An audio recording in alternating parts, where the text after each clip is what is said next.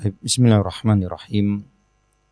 Alhamdulillah nahmaduhu wa nasta'inuhu wa nastahdi wa natubu ilaih wa na'udzu billahi min syururi anfusina wa sayyiati a'malina may yahdihillahu fala mudhillalah wa may yudlil fala hadiyalah wa asyhadu an la ilaha illallah wahdahu la syarikalah wa asyhadu anna Muhammadan abduhu wa rasuluhu la nabiyya ba'dah.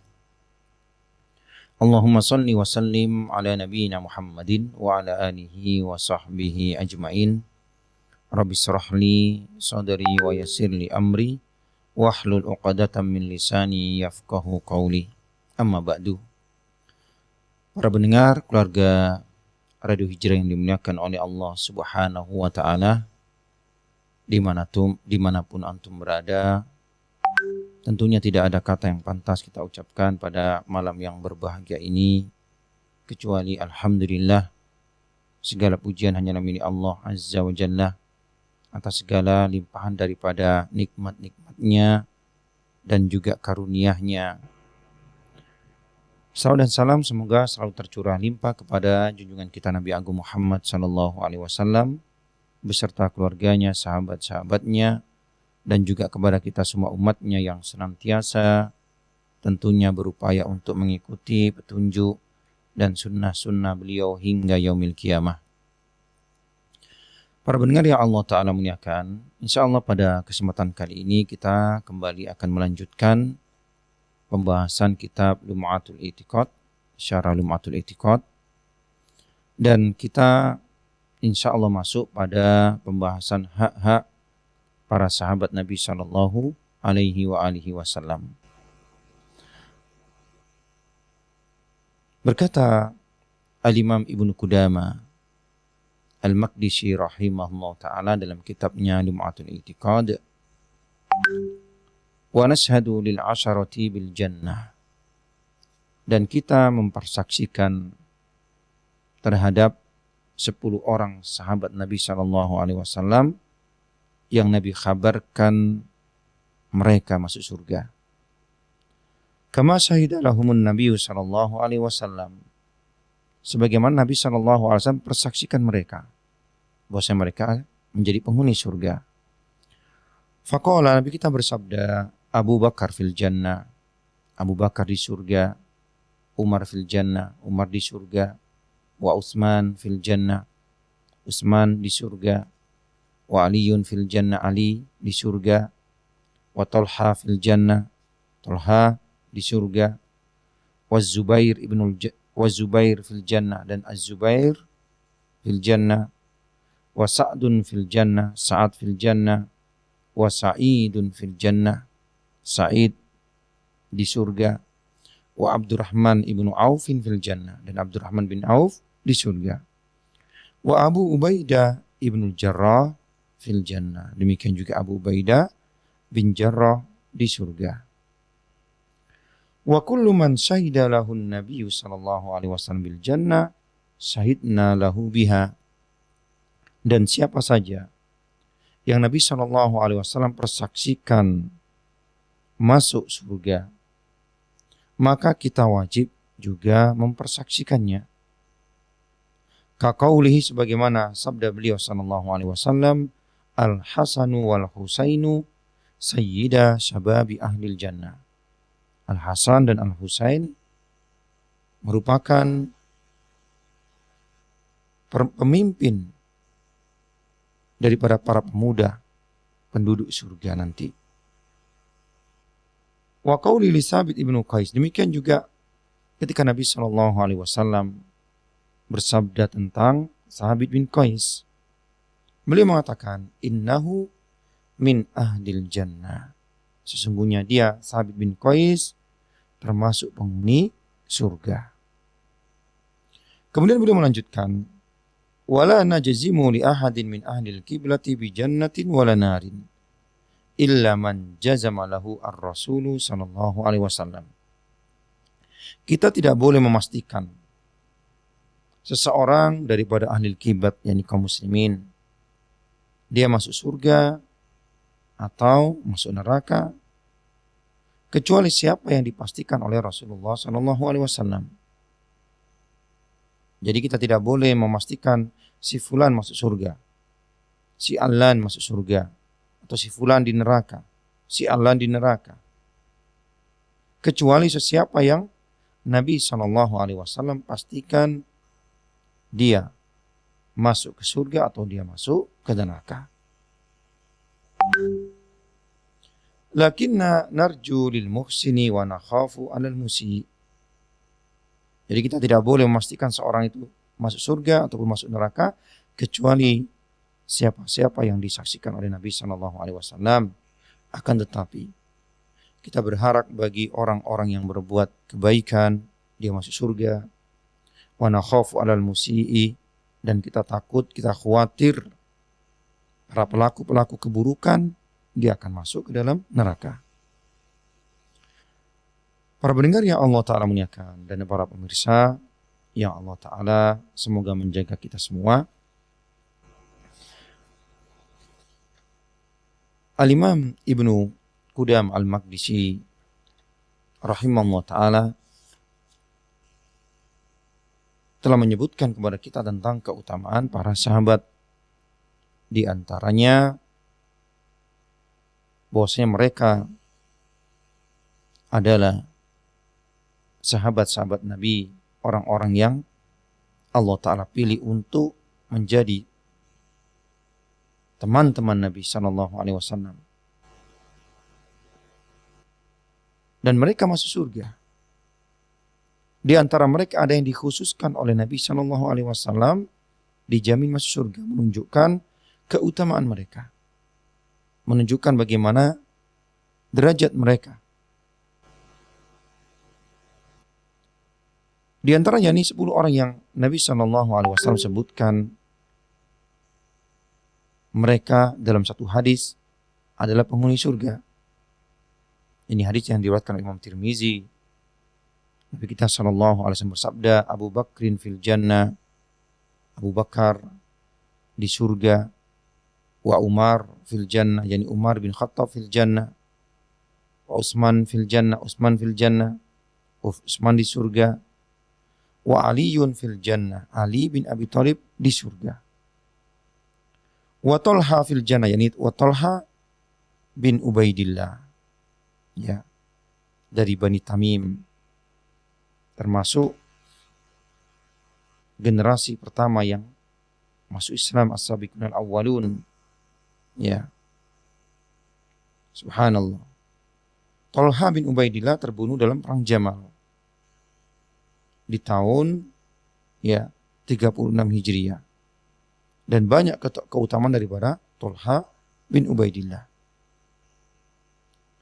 Kemudian Nabi lanjutkan wa Zubair fil jannah. Ini Az-Zubair di surga, yakni Zubair ibn Awam, ya, dari Bani Qusay ibnu Kalbi. Beliau merupakan anak daripada bibi Nabi SAW. Ya, Az-Zubair juga meninggal wafat dalam perang Jamal. Ya, dan beliau wafat di tahun 36 Hijriah dalam usia 60 tahun. Sahabat Az-Zubair ibn Awam. Kemudian Nabi lanjutkan wa Abdurrahman bin Auf fil jannah, dan Abdurrahman bin Auf fil jannah. Subhanallah. Demikian juga Abdurrahman bin Auf, ya, dari Bani Zuhra bin Kalbi. Beliau termasuk as-sabiqun al-awwalun, termasuk orang ke-8 yang pertama kali masuk Islam. Masuk Islamnya Abdurrahman bin Auf 2 hari setelah masuk Islamnya Abu Bakar radhiyallahu anhum ajma'in. Abdurrahman bin Auf sebelum masuk Islam memiliki nama jahiliyah Abdu Amrin.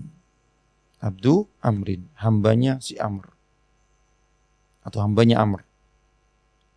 Kemudian setelah masuk Islam, Nabi SAW memanggilnya dengan Abdurrahman. Subhanallah.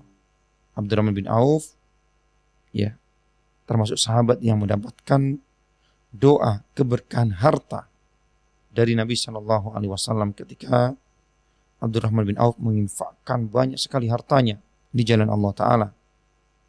Maka Nabi kita SAW berdoa, Barakallahu fima anfaqta wa barakallahu fima amsakta.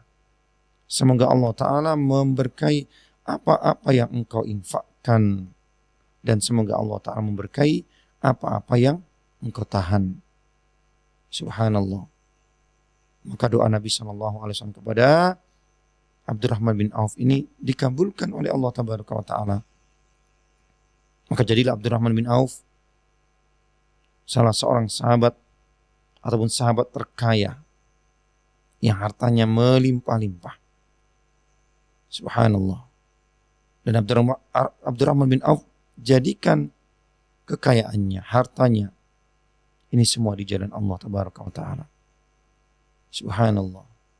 Digunakan untuk membiayai peperangan, disalurkan, diberikan, diinfakkan kepada para veteran-veteran perang Badar, perang Uhud. Ketika Nabi SAW wafat, maka yang mengurusi kehidupan istri-istri beliau adalah Abdurrahman bin Auf. Yang menanggung biaya hidup mereka, Abdurrahman bin Auf. Subhanallah. Nabi katakan Abdurrahman bin Auf fil jannah, di surga. Kemudian Sa'du ibnu Abi Waqqas fil jannah, dan Sa'ad bin Abi Waqqas fil jannah, di surga. Sa'ad bin Abi Waqqas, para pendengar yang Allah Ta'ala muliakan, dia merupakan dari Bani Abdul Manaf, termasuk paman Nabi SAW. Beliau adalah orang pertama yang melepaskan anak panah di jalan Allah Subhanahu wa Ta'ala. Pertama kali yang melepaskan anak panah dalam rangka jihad fi sabilillah. Sa'ad bin Abi Waqqas. Kemudian Nabi lanjutkan Sa'id ibnu Zaid, Sa'id bin Zaid. Subhanallah. Sa'id bin Zaid termasuk sahabat yang juga pertama kali masuk Islam. Zaid bin Amr, bapak daripada Sa'id. Ini termasuk di antara deretan para sahabat yang mereka berada di atas fitrah. Tidak ikut apa yang dilakukan oleh bangsa Arab ataupun bangsa Quraisy.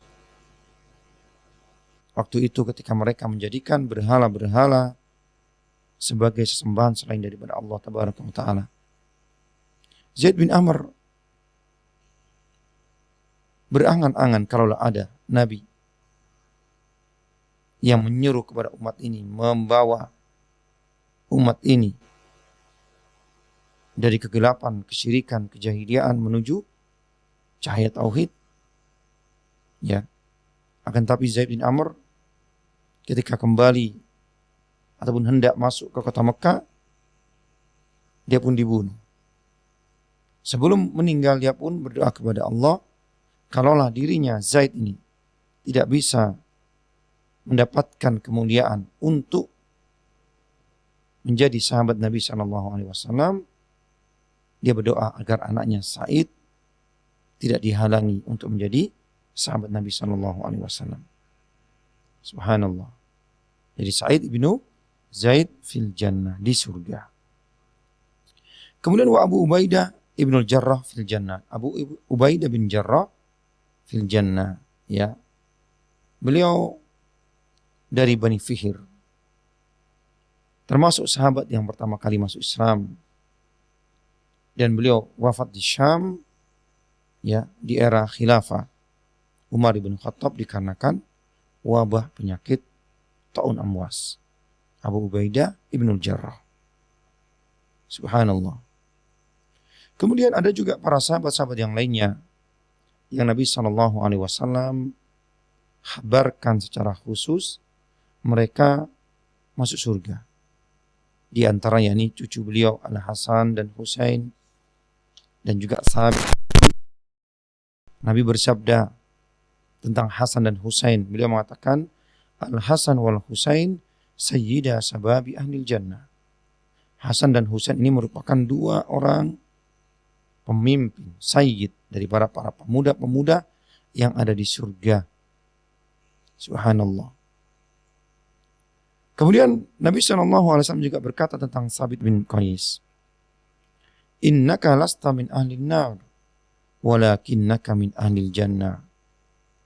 Engkau sesungguhnya bukanlah termasuk penghuni neraka, akan tapi engkau termasuk penghuni surga. Hadis rawahu Bukhari. Jadi kita mensaksikan ataupun menyaksikan orang-orang yang disaksikan oleh Nabi SAW menjadi penghuni surga. Ya. Dan banyak. Dan seluruh para sahabat tentunya mereka masuk surga. Di antara mereka ada orang yang Nabi SAW muliakan. Ya, di antaranya 10 orang yang dijamin masuk surga. Dan banyak sahabat yang lainnya, contohnya Bilal. Ya, ditanya oleh Nabi SAW, wahai Bilal, amalan apa yang engkau kerjakan sehingga aku mendengar langkah tapak kakimu di surga. Subhanallah. Para pendengar dan juga para pemirsa yang dimuliakan oleh Allah Tabaraka wa Ta'ala. Selain adanya orang-orang yang dipersaksikan oleh Nabi SAW menjadi penghuni surga, ada juga orang-orang yang dipastikan oleh Nabi masuk ke dalam neraka. Ya, baik itu nasnya terdapat dalam Quran ataupun nasnya terdapat dalam sunnah Nabi SAW. Di antaranya, ya, Abu Lahab, namanya adalah Abdul Uzza bin Abdul Muttalib, ya, termasuk paman Nabi SAW, paman Nabi sendiri, dan juga istrinya Ummu Jamil, Arwa bin Harf bintu Harf, ya, yang merupakan saudari dari Abu Sufyan. Dalilnya firman Allah Subhanahu wa Ta'ala dalam surah Al-Masad. Allah Ta'ala berfirman, tabbat yada abi lahabi wa tab. Binasalah, celakalah kedua tangan Abu Lahab dan sungguh dia benar-benar celaka atau binasa. Subhanallah. Ketika Allah Ta'ala katakan kebinasaan terhadap Abu Lahab, maka kita pun harus saksikannya, mengimaninya bahwasanya dia masuk ke dalam neraka, menjadi penghuni neraka. Juga di antara orang-orang yang dipastikan masuk neraka melalui lisan Rasulnya SAW adalah Abu Talib, paman beliau. Ya, subhanallah. Beliau adalah Abdul Manaf bin Abdul Muttalib. Ya.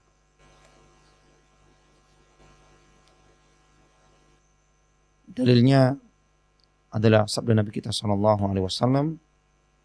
ahwanu alin nari adaban Abu Talib. Ya. Orang yang paling ringan azabnya nanti di yaumil kiamah. Orang yang paling ringan azabnya di neraka adalah Abu Talib. Wa huwa muntailun bina'laini yagli minhuma dimaguhu. Ya, penghuni neraka yang paling ringan siksanya adalah Abu Talib. Dia diberikan sandal di neraka. Ketika dia memakai sandal tersebut, mendidih otaknya karenanya. Subhanallah. Maka dari hadis yang mulia ini, kita saksikan bahwasanya Abu Talib masuk neraka. Sebagaimana sabda Nabi kita SAW. Subhanallah. Kemudian di antara orang-orang yang dipastikan masuk ke dalam neraka adalah Amir bin Luhai al-Khuzai. Orang yang pertama kali membawa berhala di Jazirah Arabia, kemudian diikuti oleh manusia, disembah. Amr bin Amir bin Luhai atau Amr bin Luhai. Karena Nabi SAW bersabda tentang Amr bin Luhai, Ra'aituhu yajurru am'a'ahu finnar. Aku melihat Amr bin Luhai menyeret-nyeret ususnya di neraka. Subhanallah. Hadis ini diriwayatkan oleh Imam Bukhari dan juga yang lainnya. Kemudian para pendengar yang Allah Ta'ala muliakan, selanjutnya Al-Imam Ibnu Qudamah rahimahullah ta'ala menyebutkan tentang larangan kita mengkafirkan kaum muslimin dikarenakan dosa yang dia perbuat, dan kita tidak boleh mengeluarkannya dari Islam. Subhanallah, beliau mengatakan wala nukaffir ahadan min ahlil kiblati bidanbin, dan kita tidak boleh mengkafirkan seorang pun dari ahli kiblat, yakni kaum muslimin, dikarenakan dosa yang dia perbuat. Wala nukhrijuhu anil islami bi ahmalin, dan kita tidak boleh mengeluarkan kaum muslimin ahli kiblat dari Islam dikarenakan perbuatannya. Ya. Ahli kiblat adalah kaum muslimin. Mereka adalah orang-orang yang sholatnya menghadap kiblat. Dan mereka tidak boleh dikafirkan karena dosa-dosa yang mereka perbuat. Karena dosa-dosa besar yang mereka lakukan. Dan tidak boleh mereka dikeluarkan dari Islam. Ya, dan tidak boleh kita katakan kekal di neraka. Inilah akidah Ahlussunnah wal Jamaah terhadap kaum muslimin. Subhanallah, Allah Ta'ala berfirman dalam surah Al-Hujurat, wa in ta'ifatani minal mu'minina iqtatalu fa aslihu bainahuma, dan kalaulah ada dua kelompok daripada orang-orang beriman mereka berperang, ya, maka hendaknya engkau damaikan di antara keduanya. Subhanallah. Kemudian Allah Ta'ala juga berfirman dalam surah Al-Hujurat, innamal mu'minuna ikhwatun fa aslihu baina akhawaykum. Sesungguhnya orang-orang beriman itu bersaudara, maka damaikanlah, ya, antara dua saudaramu itu. Allah Subhanahu wa Ta'ala dalam ayat yang mulia ini menetapkan hubungan persaudaraan iman di antara dua kelompok yang mereka saling berperang. Dan kita ketahui saling berperang, saling bunuh-membunuh. Membunuh orang lain itu termasuk dosa besar. Apalagi membunuh kaum muslimin. Ya. Di sini Allah Ta'ala masih sebut mereka sebagai orang-orang beriman. Wa in ta'ifatani minal mu'mina iqtatalu fa aslihu bainahuma, dan jikalau ada dua kelompok, dua golongan orang-orang beriman mereka berperang, hendaknya kalian damaikan antara keduanya. Dan juga Allah Ta'ala katakan mereka adalah mu'minun, orang-orang beriman adalah bersaudara. Innamal mu'minuna ikhwatun, sesungguhnya orang-orang beriman itu adalah mereka bersaudara. Fa aslihu baina akhawaykum, maka damaikanlah, ya, saudara kalian. Subhanallah.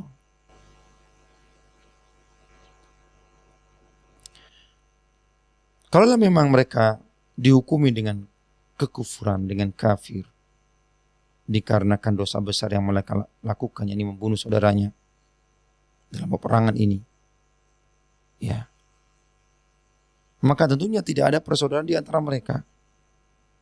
Tapi Allah Ta'ala katakan innamal mu'minuna ikhwatun, sesungguhnya orang-orang beriman itu bersaudara. Dan Allah Ta'ala sebut kelompok-kelompok tadi, dua kelompok yang saling berperang ini sebagai orang-orang beriman, mukmin. Tentunya satu dengan yang lainnya bersaudara. Nabi SAW bersabda, Yakunullahu ta'ala man kana fi qalbi misqalu habbatin khardan min iman fa akhrijuhu. Ya, apalagi datang keterangan dari Nabi sallallahu alaihi wasallam, barang siapa yang dalam hatinya terdapat keimanan walaupun sebesar habbah min khardalin, habbatin khardal, sebesar biji sawi daripada keimanan, fa akhrijuhu, maka keluarkanlah mereka dari neraka. Subhanallah. Para pendengar dan pemirsa yang dimuliakan oleh Allah Tabaraka wa Ta'ala, ada dua kelompok yang menyelisihi tentang masalah ini. Tentang permasalahan bahwasanya tidak boleh kita mengeluarkan seseorang dari kalangan kaum muslimin dari keislaman mereka dikarenakan dosa-dosa mereka. Ya. Kelompok yang pertama yang menyelisihi perkara ini adalah orang-orang Khawarij, yang mereka memiliki ataupun mereka berkata pelaku dosa besar adalah kafir dan kekal di dalam neraka. Ini kelompok Khawarij. Mereka mengkafirkan seluruh kaum muslimin ataupun mereka mengkafirkan orang yang melakukan dosa besar dari kalangan kaum muslimin, dan mereka mengatakan kekal di neraka. Ini kelompok Khawarij dan bahayanya kelompok ini. Yang kedua, kelompok Mu'tazilah ataupun golongan Mu'tazilah, yang mereka berkata pelaku dosa besar dari kalangan kaum muslimin, maka keluarlah imannya. Dia bukan mukmin dan juga bukan kafir. Ya. Baina manzilatain. Akan tapi bagaimana nasib mereka nanti di akhirat?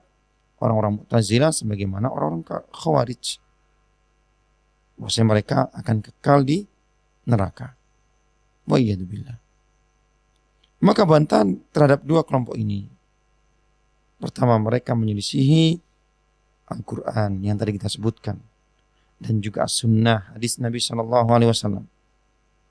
Dan mereka menyelisihi ijma' daripada kaum muslimin tentang masalah ini, tentang masalah pelaku dosa besar dari kalangan kaum muslimin, ya, selain daripada kesyirikan, maka tidak boleh dikafirkan.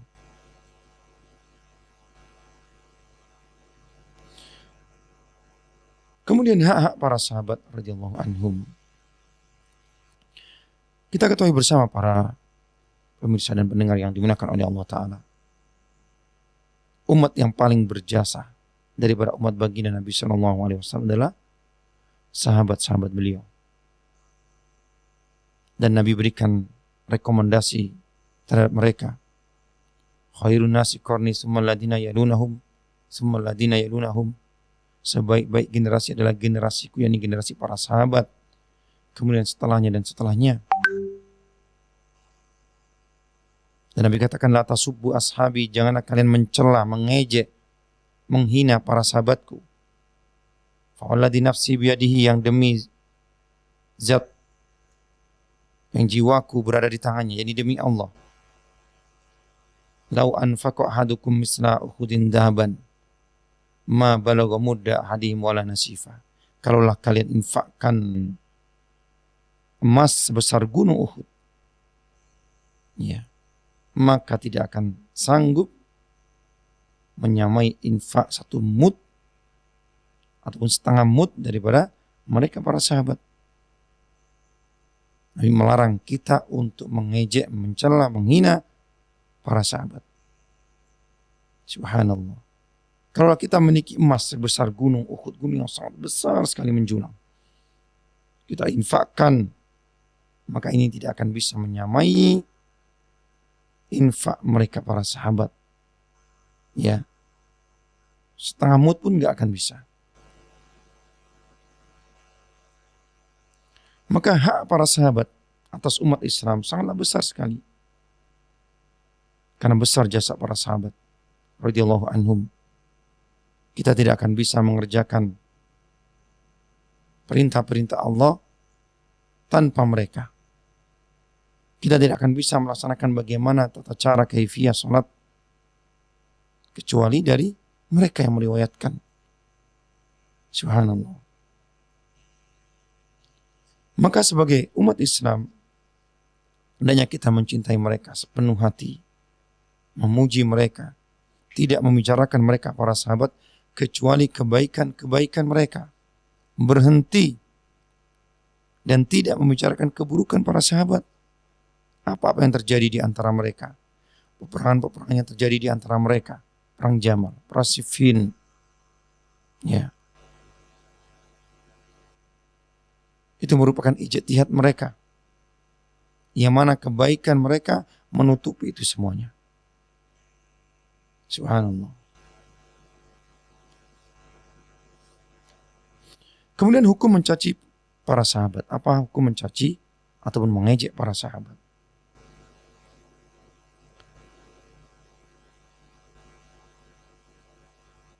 Yang pertama, mencaci mereka dengan cacian mengandung konsekuensi bahwa kebanyakan dari mereka adalah kafir. Ini mengkafirkan para sahabat. Atau mengatakan bahwasanya mayoritas para sahabat itu fasik. Ya. Maka sungguh orang yang mengatakan seperti ini, dia telah melakukan perbuatan kekufuran. Karena mendustakan Allah dan Rasulnya.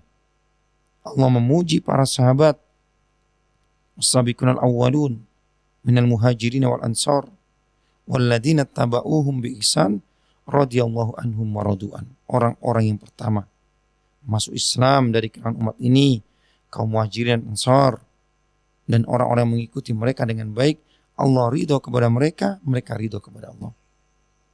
Subhanallah. Maka barang siapa yang mencaci para sahabat, mengatakan para sahabat telah kafir, murtad, ya, sebandingan Nabi SAW, ya, maka yang dia lakukan dengan mencaci tersebut itu termasuk perbuatan kekufuran. Kenapa?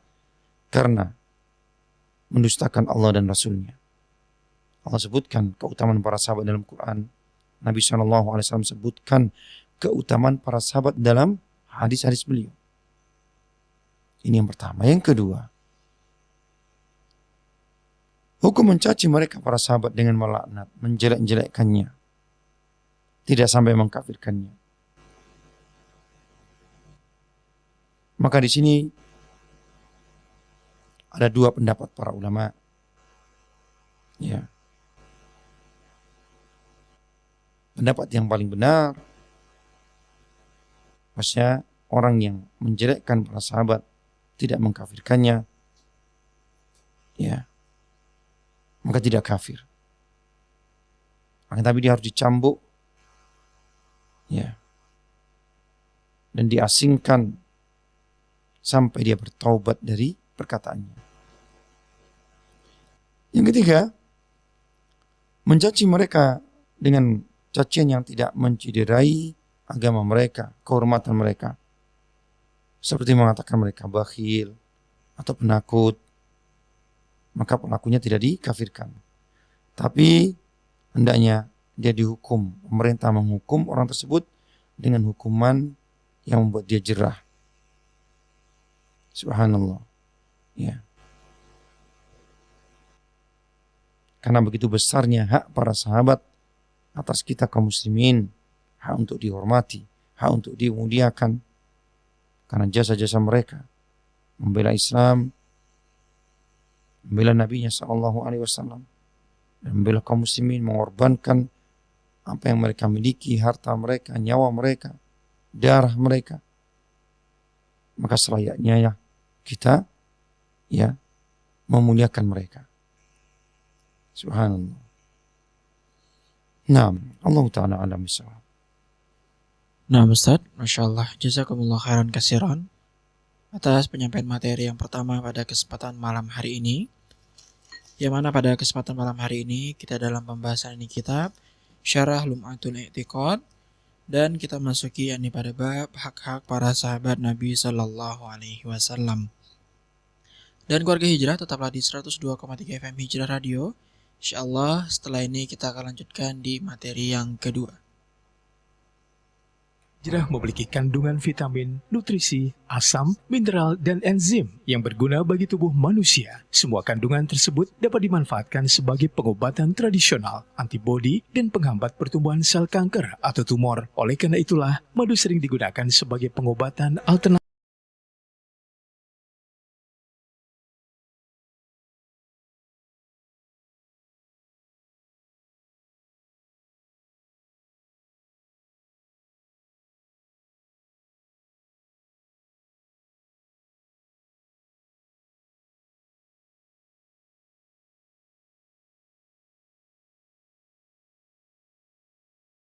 Tempat Anda di seluruh Indonesia, Singapura, dan Johor, Malaysia. Dapatkan madu hijrah di seluruh outlet bubur bayi baby organik. Tersedia kemasan 250 gram seharga 500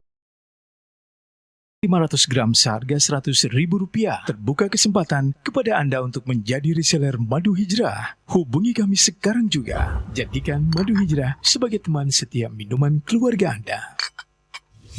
Awali pagi Anda dengan bismillah. Awali pagi Anda dengan motivasi. Kita harus berusaha memperbaiki, mengoreksi, meninjau kembali solat-solat yang telah kita lakukan. Nah, semua kita bisa melaksanakan solat. Sejak kecil kita melaksanakan solat. Namun, kualitas solat yang kita lakukan sampai saat ini, ya, seperti apa? Oleh karenanya kita terus, ya, berusaha untuk, memurajaah, mengulang kembali, ya, memahami kembali, ya, meneliti kembali, mempelajari kembali, hal-hal yang terkait tentang sholat. Simak Motivasi Pagi setiap hari pukul 6 hingga 7.30 waktu Indonesia Barat. Anda bisa bertanya dan berinteraktif melalui line GSM di 0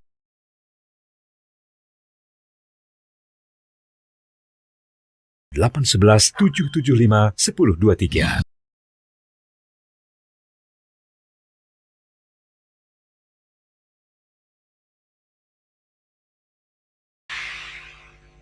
Keluarga Hijrah, Anda masih mendengarkan program Motivasi Malam bersama Ustadz Ahmad Wahid MA.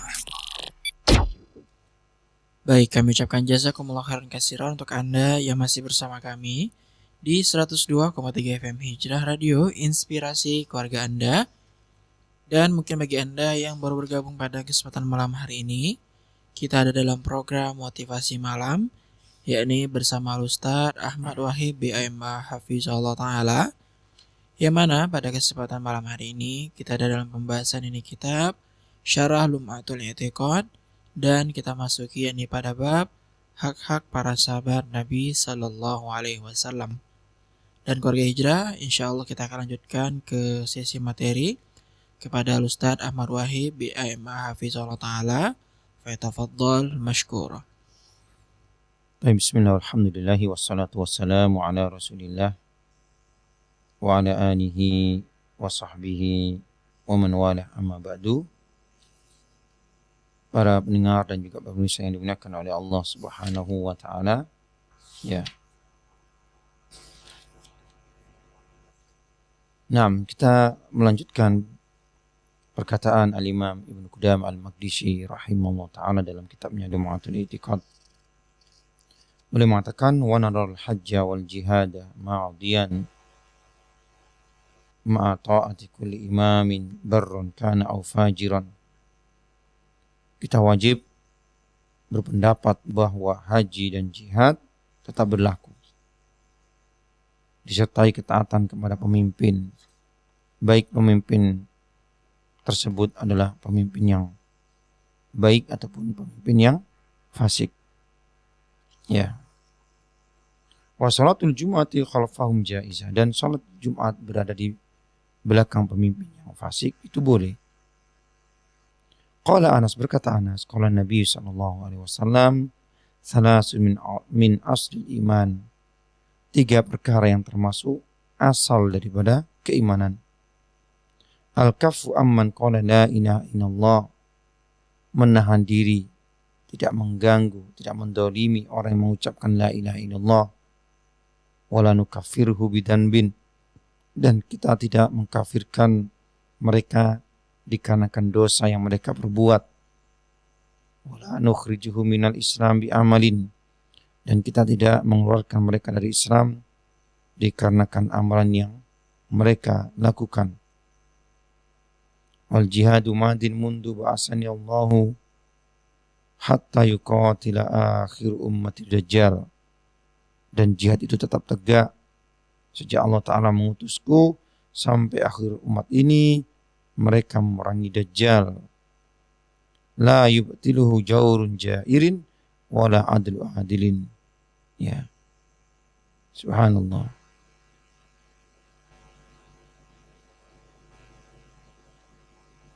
Kemudian beliau juga mengatakan wa minas sunnah, di antara bentuk sunnah agama ini,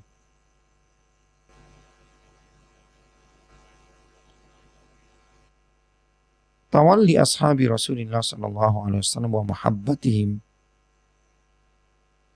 yakni bersikap loyal dan mencintai sahabat-sahabat Nabi sallallahu alaihi wasallam, wal istighfaru lahum wat tarahhum alaihim, mendoakan rahmat untuk mereka, wal istighfaru lahum, memohonkan ampunan untuk mereka, wal kafu an dzikri masawiihim, dan menahan diri untuk tidak menyebutkan keburukan-keburukan mereka para sahabat. Wa ma syajara bainahum, demikian juga tidak menyebutkan keburukan-keburukan apa yang terjadi di antara mereka, peperangan yang terjadi di antara para sahabat. Wa tiqadu fadlihim wa ma'rifatu sabiqatihim. Ya. Subhanallah.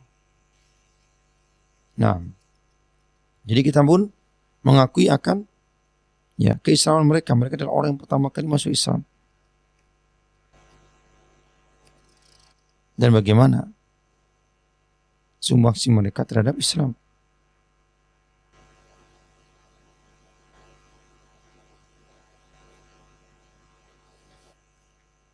Subhanallah. Jadi inilah akidah Ahlussunnah wal Jamaah terhadap para sahabat, yakni mencintai mereka, memberikan loyalitas kepada mereka, memohonkan ampunan untuk mereka ketika mereka wafat, memohonkan rahmat dari Allah Ta'ala untuk mereka. Subhanallah. Dan apa yang terjadi di antara mereka, kita tidak boleh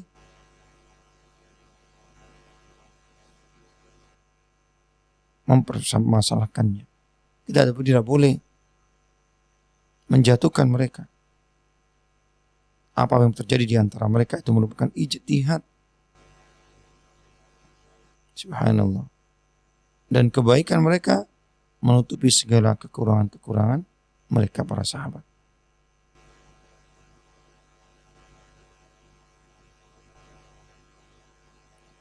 Dan Allah Ta'ala sebutkan bagaimana mereka para sahabat.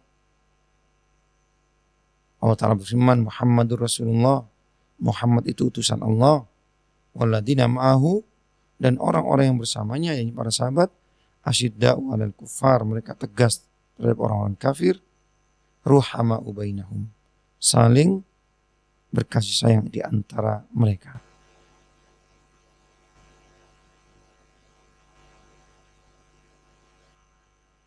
Inilah di antara hak para sahabat dan keutamaan mereka, perjuangan mereka. Subhanallah.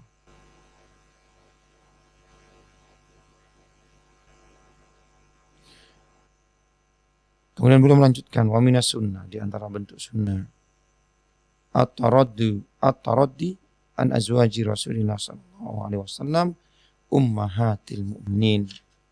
Di antara sunnah adalah memohonkan keridhaan kepada Allah bagi istri-istri Rasul. Mereka adalah merupakan ummahatul mu'minin, ibunda bagi orang-orang beriman. Subhanallah.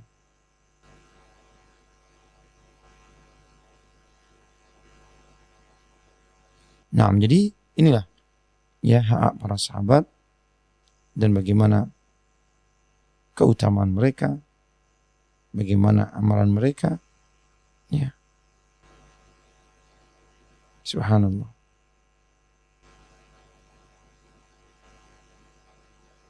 Dan Nabi SAW mengancam ataupun melarang orang-orang untuk mengejek, menghinakan para sahabat. Nabi katakan, la tasubbu ashabi, janganlah kalian mencela, mengejek, menggunjing sahabat-sahabatku. Kalau ada di antara kalian yang menginfakkan satu gunung Uhud emas, niscaya infak tersebut tidak sampai ya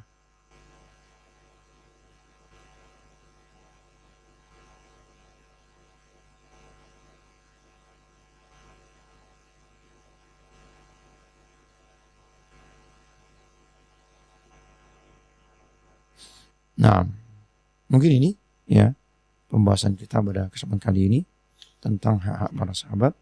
Semoga bermanfaat. Allah Ta'ala a'lam bishawab. Nah, Ustaz, Masya Allah, jazakumullah khairan katsiran atas penyampaian materi yang kedua pada kesempatan malam hari ini, yang mana alhamdulillah kita dalam pembahasan kitab Syarah Lum'atul I'tiqad, yakni pada bab hak-hak para sahabat Nabi Sallallahu Alaihi Wasallam. Dan keluarga hijrah, insya Allah setelah ini kita akan lanjutkan ke sesi tanya jawab. Kami persilahkan bagi Anda yang nantinya ingin bergabung di sesi tanya jawab, Anda dapat bergabung di dua telepon yang telah kami sediakan, yakni GSM online kami di 0811 703 1023, adapun di SMS dan WhatsApp kami di 0811 775 1023. Mendengarkan pesan suara ternyata lebih cepat dipahami dibanding memahami pesan dari membaca. Disiarkan dari Pulau Batam, Indonesia. Inilah Radio mampu bersaing dengan media lain dan punya keunggulan. Keunggulan radio cepat dan langsung, akrab dan dekat, hangat dan tanpa batas. Jadi kenapa harus menunggu lagi? Untuk promosi produk Anda, untuk jangkauan yang lebih luas, segera hubungi kami, Hijrah Radio Batam di 0811 775 1023 dengan mengetik nama, spasi nama usaha, spasi tanya seputar iklan di Hijrah, atau Anda bisa hubungi tim pemasaran iklan kami 0813 7280 3778. 24 hour Hijrah Radio, inspirasi keluarga Anda. Bismillahirrahmanirrahim. Wassalatu wassalamu ala ashrafil anbiya wal mursalin nabiyina Muhammadin wa ala alihi wa sahbihi ajma'in. Amma ba'd, faqad zurtu ikhwanana huna fi Radio Al-Hijrah fi madinati Batam, وجزاهم الله خيرا على ما يقدمونه من المنفعة ومن نشر دين الله عز وجل الصحيح على وفق ما جاء في كتاب الله وفي سنة نبيه صلى الله عليه وسلم، فشكر الله جهدهم وبارك الله في سعيهم. كما أنصح الناس في هذا البلد أندونيسيا، وخاصة هنا في مدينة باتام وما بجوارها من سنغافورة وغيرها من البلاد، أن يستفيدوا من هذا الراديو وأن ينتفعوا بما فيه من الفوائد وما فيه من الدروس والمنافع التي تنفعهم في دينهم وكذلك تنفعهم في أخراهم. نقول لهم بارك الله فيكم جميعا وجزاكم الله خيرا عن الإسلام والمسلمين، ثم السلام عليكم ورحمة الله وبركاته. Keluarga Hijrah, sedekah ibarat air yang mengalir. Air yang mengalir itu akan terlihat menyegarkan, bersih, dan menyehatkan bila diminum. Berbeda dengan air yang menggenang dalam satu tempat di waktu yang lama, akan menimbulkan kotor, berbau, dan tidak menyehatkan. Sedekah ibarat air mengalir. Bila harta kita dibelanjakan di jalan Allah, maka akan membersihkan harta dan rezeki yang kita miliki. Apabila kita menimbun harta, maka akan berimbas menjadi penyakit pada diri kita. Penyakit itu bisa berupa kesombongan, ria, rendahnya rasa kepedulian, dan bakhil atau kikir.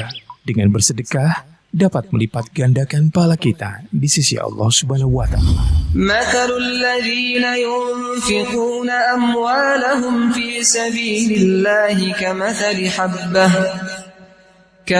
حبة أنبتت 7 سنابل في كل سنبلة 100 حبة والله يضاعف لمن يشاء والله واسع عليم.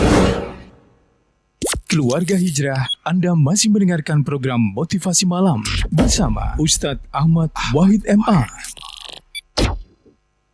Baik, kami ucapkan jazakumullah khairan katsiran untuk Anda yang masih bersama kami di 102,3 FM Hijrah Radio, inspirasi keluarga Anda. Dan keluarga Hijrah, kita masih dalam program Motivasi Malam, yakni bersama Ustadz Ahmad Wahid MA Hafizullah Ta'ala. Dan insya Allah kita akan ada di sesi kedua, yakni sesi tanya jawab. Dan mohon izin Ustadz, Anda bacakan pertanyaan yang sudah masuk pada kesempatan malam hari ini. Yang pertama datangnya dari saudara Aditya di Bengkong. Assalamualaikum warahmatullahi wabarakatuh Ustadz. Waalaikumsalam warahmatullahi wabarakatuh. Ustadz, apakah yang mendapat siksa paling ringan di neraka kelak hanya Abu Thalib? Apakah umat kita juga bisa mendapat keringanan seperti pamannya Nabi Shallallahu Alaihi Wasallam? Mohon pencerahannya Ustadz dari Aditya di Bengkong. Bismillah, alhamdulillah. Wassalatu wassalamu ala rasulillah. Amma ba'du.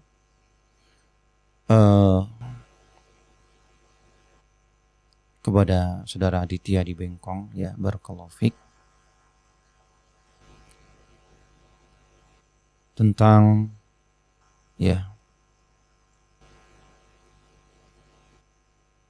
ini apakah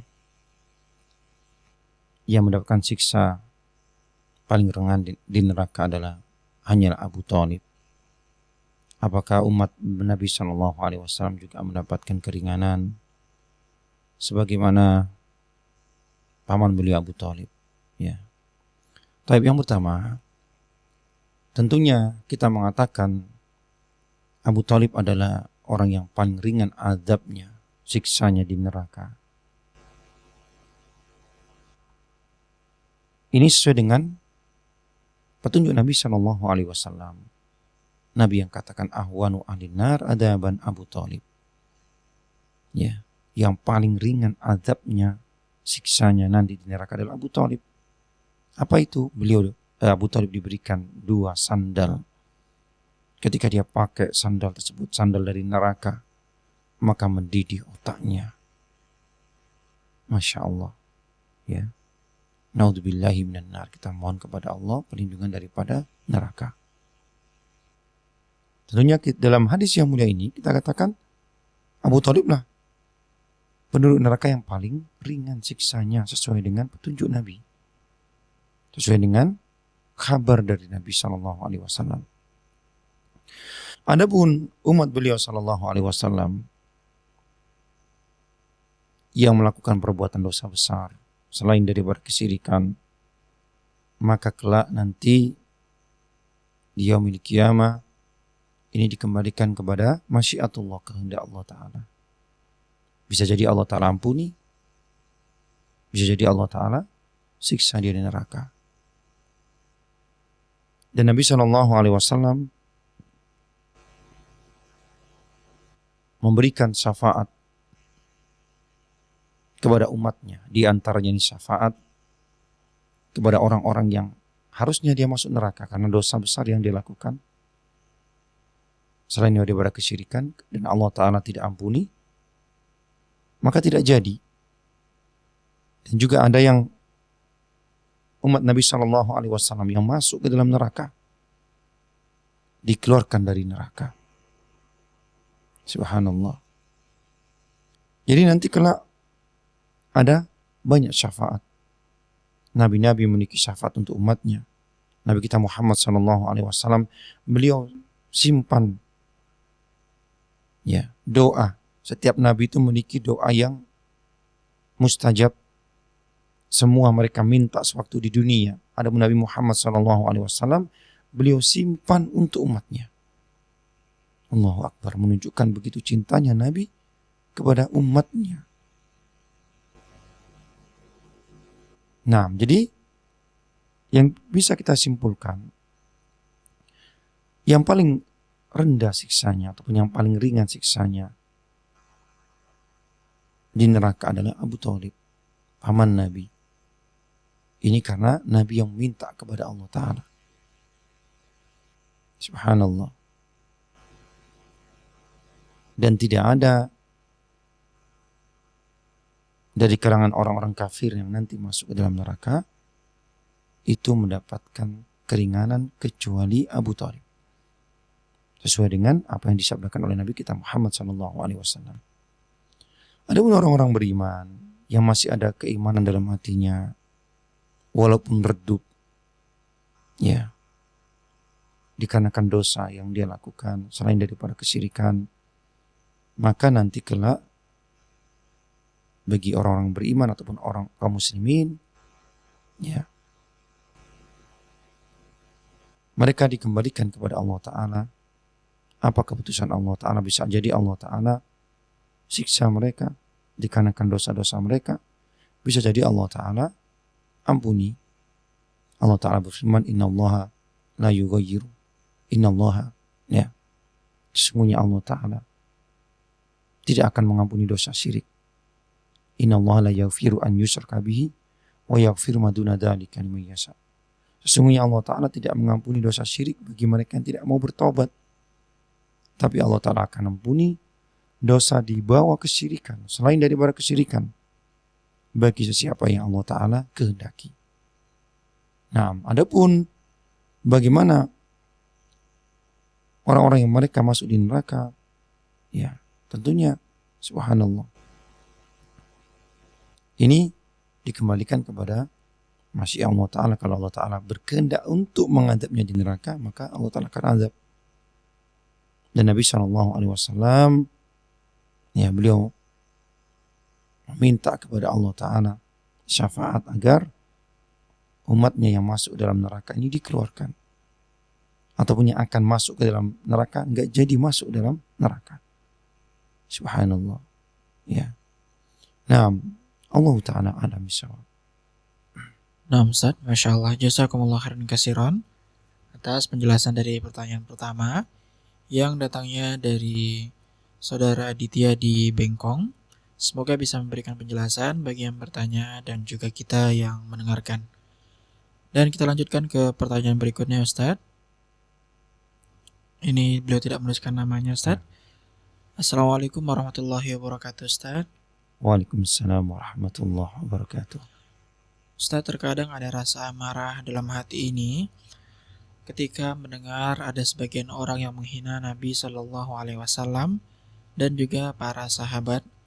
Akan tapi karena ingin mengikuti aturan pemerintah, kita hanya bisa diam. Apakah diamnya kita ini dibolehkan, Ustaz?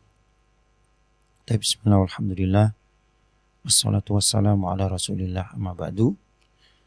Pertanyaan sangat bagus sekali, ya, barakallahu fiik, kepada yang bertanya.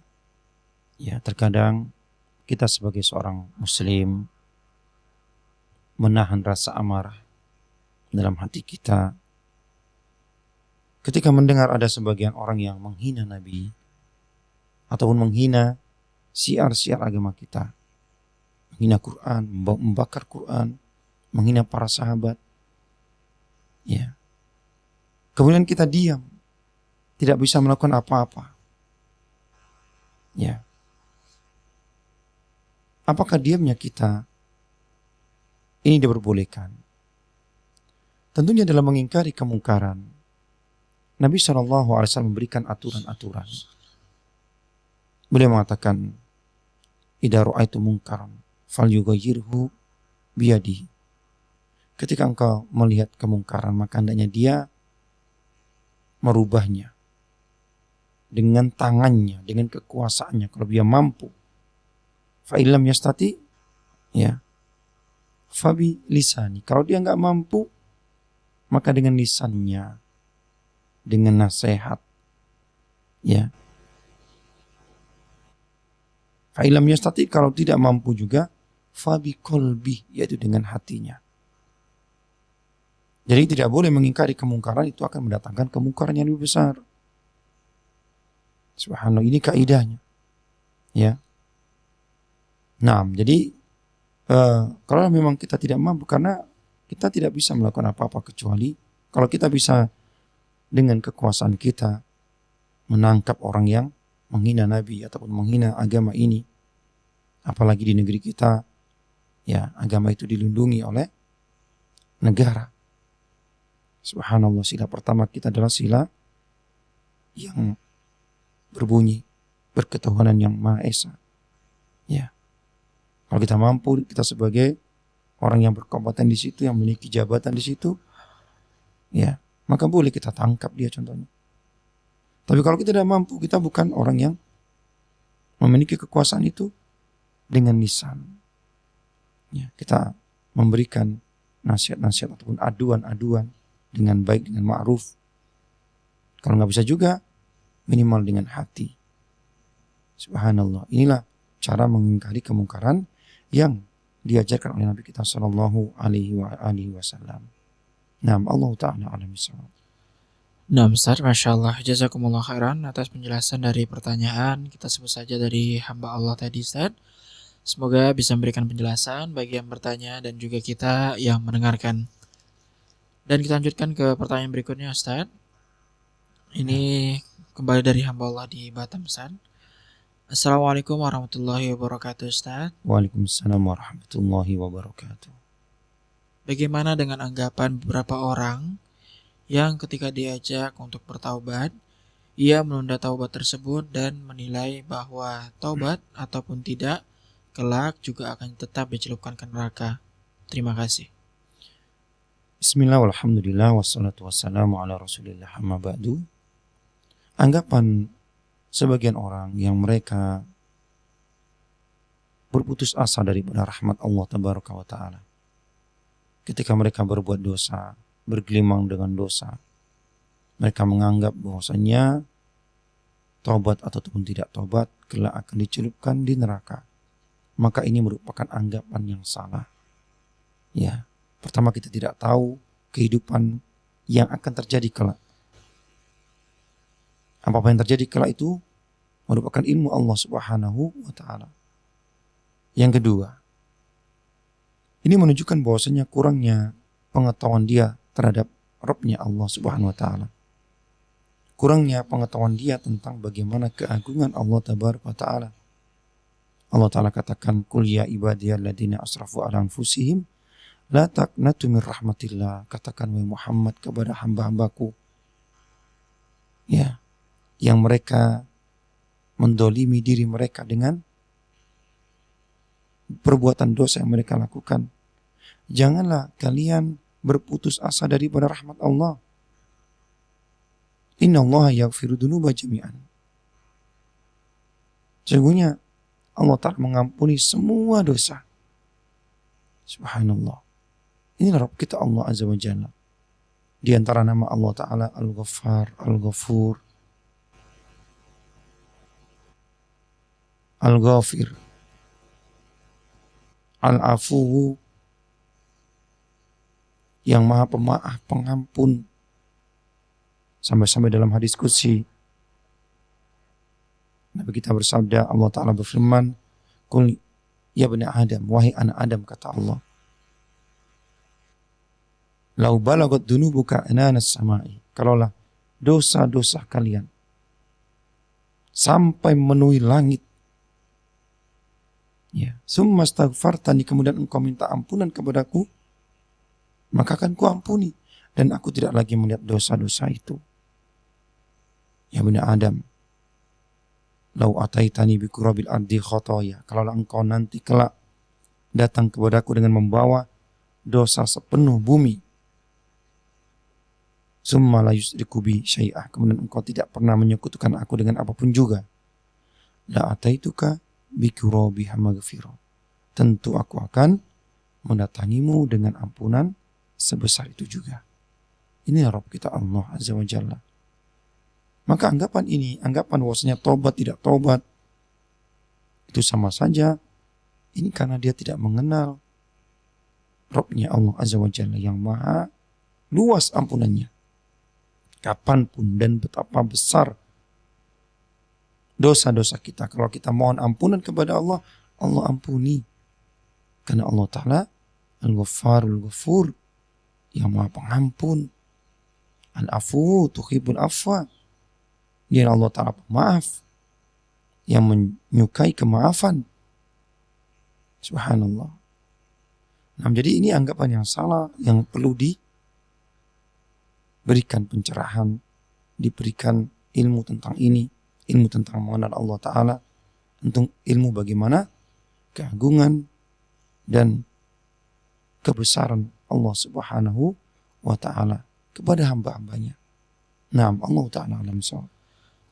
Nah, Ustaz, jazakallah khairan atas penjelasan dari pertanyaan yang datang dari hamba Allah di Batam. Semoga bisa memberikan penjelasan bagi yang bertanya dan juga kita yang mendengarkan. Dan kita lanjutkan ke pertanyaan berikutnya, Ustaz. Beliau menuliskan dari Abu Aska di Tiban. Assalamualaikum warahmatullahi wabarakatuh, Ustaz. Waalaikumsalam warahmatullahi wabarakatuh. Izin bertanya, Ustaz. Apakah orang-orang munafik terdahulu yang mengaku Islam dan meninggal dalam kemunafikan tetap masuk ke surga Allah, Ustaz? Syukran. Afwan. Bismillah, alhamdulillah, wassalatu wassalamu ala rasulillah, amma ba'du. Apakah orang munafik itu masuk surga? Orang munafik adalah orang-orang yang mereka menampakkan keimanan secara zahir dan menyembunyikan kekufuran dalam batinnya. Ya, yang intinya mereka tidak beriman. Dan mereka tidak akan masuk surga. Karena Allah Ta'ala katakan, innal munafikina fid darkil asfali minan nar. Sesungguhnya orang-orang munafik, mereka kelak akan berada di neraka yang paling dalam. Subhanallah, dikerak daripada kerak neraka. Ya. Jadi orang munafik tempatnya nanti itu paling dalam. Ya, neraka yang paling dalam. Subhanallah. Sebagaimana surga itu darajat semakin tinggi, tingkatannya semakin menunjukkan kemuliaan derajatnya. Maka neraka itu semakin ke bawah, darokat. Yang mana semakin ke bawah letak dari neraka menunjukkan ya, yakni tingkat kekufuran yang lebih besar, lebih dahsyat. Dan orang-orang munafik mereka berada di neraka yang paling dalam, melebihi orang-orang kafir. Kenapa? Karena mereka menampakkan keimanan dan mereka menyembunyikan kekufuran. Mereka bagikan musuh dalam selimut bagi kaum muslimin. Subhanallah. Ya. Mereka orang munafik dalam sejarah kaum muslimin, sejarah yang kita bisa baca di kitab-kitab sirah, bagaimana mereka menggembosi semangat kaum muslimin, memberikan celaka kaum muslimin, maka mereka tidak akan masuk surga. Sebagaimana yang Allah Subhanahu wa Ta'ala katakan atau firmankan, innal munafikina fi darki al-asfali minan nar. Sesungguhnya orang-orang munafik mereka berada di dasar daripada dasar neraka. Allah Ta'ala a'lam bishawab. Nah, Ustaz, demikian tadi penjelasan dari Ustaz untuk pertanyaan yang datang dari Abu Aska di Tiban. Semoga bisa memberikan penjelasan bagi yang bertanya dan juga kita yang mendengarkan. Dan pertanyaan tadi merupakan pertanyaan terakhir pada kesempatan malam hari ini, Ustaz. Sebelum kita akhiri, mohon sedikit penutup dari Ustaz untuk kajian kita pada pertemuan malam hari ini. Bismillah, alhamdulillah, wassalatu wassalamu ala rasulillah, amma ba'du. Para pendengar dan juga pemirsa yang dimuliakan oleh Allah Tabaraka wa Ta'ala, sebagai penutup daripada pembahasan kita pada kesempatan malam yang berbahagia ini, yakni tentang hak-hak para sahabat, kita kaum muslimin berhutang budi besar terhadap para sahabat.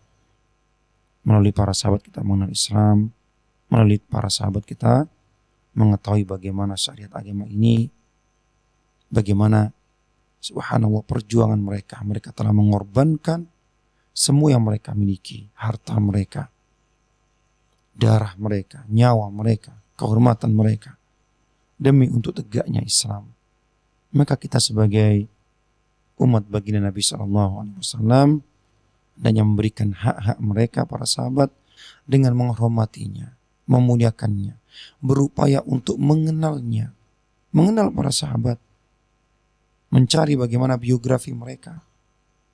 Yang ketika kita setelah mengenal para sahabat, tentunya kita akan mengenal bagaimana keagungan, ya, kebaikan mereka, keagungan budi pekerti mereka. Mereka lah murid-murid Rasulullah SAW yang mereka belajar langsung kepada Nabi kita Muhammad SAW.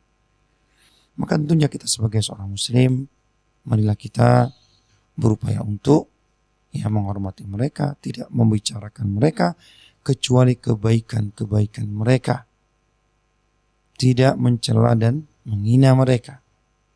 Subhanallah, inilah hak para sahabat radhiyallahu anhum ajma'in. Apapun yang terjadi di antara mereka, maka itu merupakan ijtihad mereka, yang mana itu semua ditutup dengan kebaikan-kebaikan mereka yang begitu banyak, bagikan lautan yang tidak bertepi. Allah Ta'ala a'lam bishawab.